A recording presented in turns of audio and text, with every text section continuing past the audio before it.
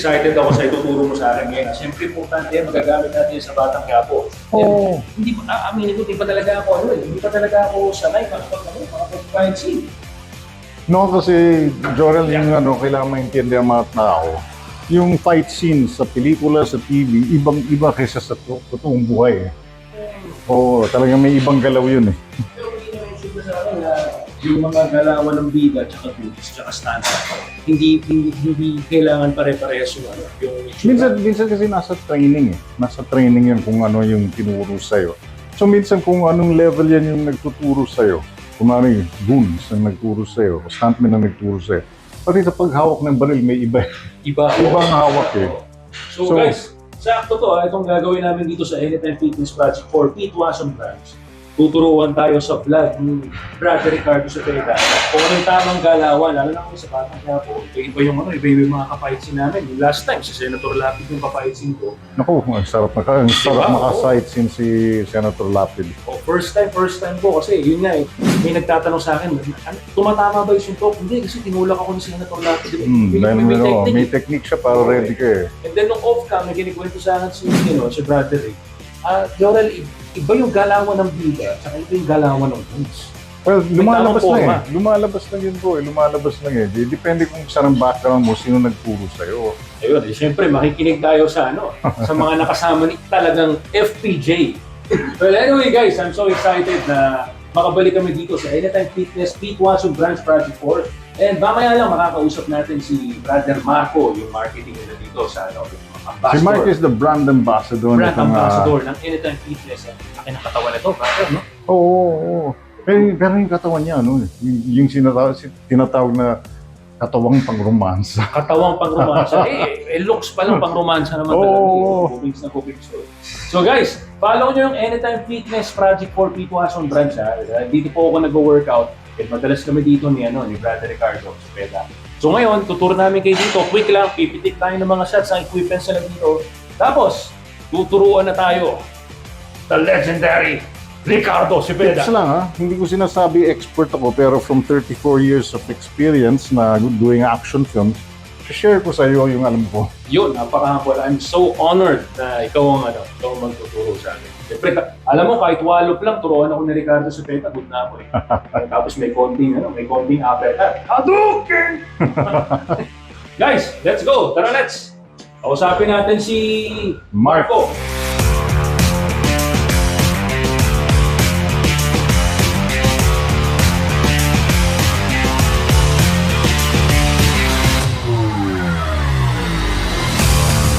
So guys, nandito tayo sa Anytime Fitness. Yung kagandahan nga sa pangalan Anytime Fitness because you can work out anytime. Anytime, any day of the week, panggabi ka, pang umaga ka, nakakatulong. I've been to other gyms before, yung pinaka-hassle, meron silang limited gym hours. Minsan libre ka sa ganitong oras pero sarado pa yung gym. That was taken care of by Anytime Fitness na. Anytime you come and work out. And somebody who can talk to us more about this, walang iba kundi yung brand ambassador nitong Anytime Fitness, Pete Wasson Branch, si Mark Palma. Hey Mark! Thank you Sir Ricardo. Again, my name is Mark and I'm the brand ambassador here at Anytime Fitness Pete Wasson. And tama si Sir Ricardo, we are giving service or convenience sa lahat ng clients or prospect na merong goals sa fitness nila and sa wellness. So we are operational 24/7 and international branch din tayo na may access sa lahat ng Anytime branches. So once na magkaroon kayo ng e-fob, ito yung magiging access nyo 24/7 in any other branches of Anytime Fitness. And ang kagandahan din dito sa Anytime Fitness Pete Wasson, again, we are giving convenience sa lahat ng tao sa Project 4 para maging healthy and fit sila. Actually, Mark, nagulat nga ako na nung sinabi ni Brother Jorel na may branch dito sa Pete Wasson because parang 13 years ago, tumira ako banda dito, wala akong mahanap na gym. Talagang problemado ako sa gym. Actually, may mga maliliit na gym na yung tawag na yung bakal gym. Bakal gym or barangay gym. Oh, pero yung iba parang yung yan eh. Magbabayad ka ng 20 pesos per session, gano'n. Tapos yung gamit nila parang pang private use lang na inallow nilang gamitin ng iba. So yung workout medyo alanganin and then yung mga tao minsan ang dami. So wala ka hindi ka makasingit. Hindi mo ka makasingit eh. So anyway, ito yung nabanggit mo. Ito, Yung key fob. Yung key fob is, guys, para maka-access ka sa door na laging nakalock for security purposes. Kaya members lang ang pwede pumasok. So, I guess yung masasabi natin, especially for those who work out late at night, wala kang danger na kung sino-sino papasok habang nag-workout ka. Secured naman. So we will look around. Actually, parang I've seen some of the equipment, pero napansin ko puro bago.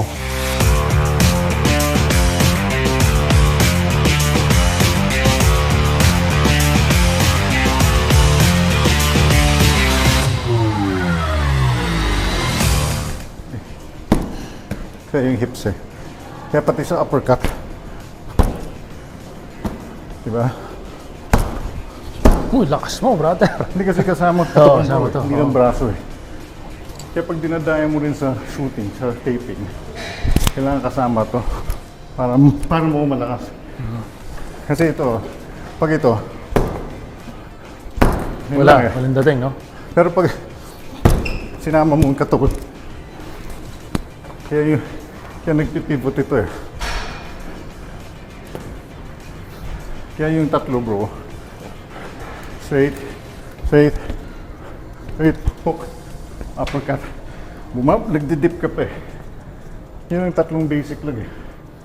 Straight, hook, uppercut. Gawa tayo ng number. Yung uppercut, pag sa tao, pwedeng dito, pwedeng dito. So yung ginagawa mo, ito kasi, yung sa suntok, relax lang yan. Yung last, parang yung last 5 inches, diyan mo lang titigasan eh. So pwedeng ganyan eh. Oh. Yan lang yung malakas eh. Pag tinodo mong buo all the way, mapapagod eh. Usually sabi sa akin sa shoot, pag daw fight scene, tama ba? Hindi dapat close, ano? Wag mo isara talaga. Oo, magsara kasi, Para relax lang. tsaka parang hindi daw masakit tumama. Kung tumama. Oo. Kasi paano ito? Muna rito, tatamaan ko, di ba? Diba sa totoong buhay, ito tuhod eh. Ito, tuhod. Pero pag sa taping, tataas mo lang dito, sa side lang eh. Tapos bahala na itong artista. Gagamanan. Oo, makti. Ito sa'yo. Kunwari dyan, di ba? Ganun lang ako. Hindi tumama, pero nasa yung arte mo na. No? Yung rule lang natin ng safety is 1 palm distance. So kung susuntukin kita, hanggang dito lang talaga. Hindi ko lalapit na ganyan. Oo. Dapat estimate ko, ganun. Tapos yung gauge ko, eye level. Para sa camera. Kung ikaw, dito sa level ng mata ko. Dan mo yun. Salamin. Bakas mo sumutok. Grabe. Tanggal yung salamin. Nakita Nadala na. sa hangin. Natanggal yung salamin. Natanggal yung salamin. Ang lakas ko sumuntok eh. Give and take kasi yun eh. Yung nagpa-punch, yung natatamaan. Kasi ito mo, mag-wallop ka. Hindi dito. Dyan. Cross mo lang. Kasi yan yung camera, ang ganda oh. Pag ginanyan ko, parang akong Superman eh. Oo. Diba? Tapos gaganon na ako.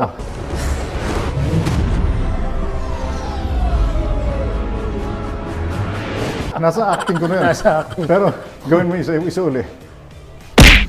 Pag ganyan. Parang lakas. Oo. Nasa acting mo. Kaya kailangan din pala yung yung Important. co-actor mo, importante rin yung Importante yung co-actor. Give and take yun eh. Oo, give and take. Yung tawag nila sa wrestling yun, the cell. Ako yung taga-benta ng suntok mo. The cell. The cell. Kasi kung hindi ako mag-react ng tama, Superman, Man of Steel, no? oo, isa ba? So, ito dito na. Di ba? Di ba? Yung comedy. Pero pag ginawa mo malakas, di ba? So, isa pa. Oh, nahilo. Di ba? So, nasa acting ito. Ganun din yung suntok. Meron yung pak. Yan yung soft. Tapos yung knockout, Yun. yun yung malayo. Yan yung nakakita ng tao. yung sa acting mo. Kung anong klaseng force ang linabas mo. Oo, depende pala yun. Yung unahin mo, taas mo yung tuhod. Tuhod. Tapos pagtaas ng tuhod, ito magpipivot itong support, ha. Ipivot na gano'n. Ipivot mo yan. No? Tapos pivot mo. Paano pivot? Dito sa toe, ha. Oh. Ah, okay. Wait. Ay! Ulit. Subukan mo muna to. Ganyan, practice mo muna ganyan. So yung mangyayari, pagtaas mo, dapat kaya mong ganyan. Ayan. Ganyan lang. Kasi, kailangan pag sumipa ka, ito hindi nakaturo sa kalaban. Ito mo ito. Ito mo akin, ha? Pag yan kalaban, nakaganon. Kasi ito yung normal ng paa natin, eh. Pag hindi mo i-pivot, mapipuwer sa mga tuhod mo. Touch mo lang. Kahit sa pagtuhod mo sa ano. Kaya yan ang pinapractice mo. Pag ganun mo, dito muna. Tapos ito yung tatama. Pwede itong buong yan. Oh. Parang nasaktan ako eh. Sige, ayaw mo tumama, bro.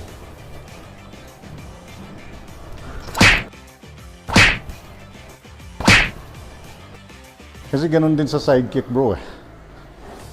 Pag side kick, pag tinaas mo, naka-side, di ba? Tataas mo lang, okay, pivot, sabay ito pupunta sa likod.